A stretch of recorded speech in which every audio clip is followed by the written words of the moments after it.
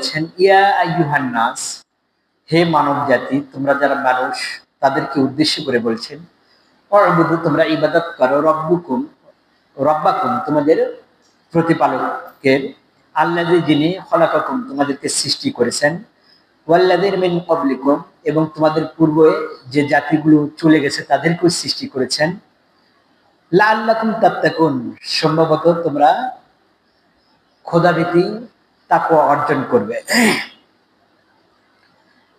এই আয়াতে এইটুকু বলেছেন। এরপরে আল্লাহ তাআলা বলেছেন, আল্লাযী জাআলা লাকুমুল আরদা ফিরাশা,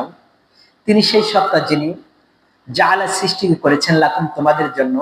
আরদা, জমিনকে, ফিরাশা, বিছানা হিসাবে, ওয়াস সামাআ বিনা, আর আকাশকে ছাদ স্বরূপ সৃষ্টি করেছেন, ওয়ানজালা মিনাস সামাই মাআ, আর তিনি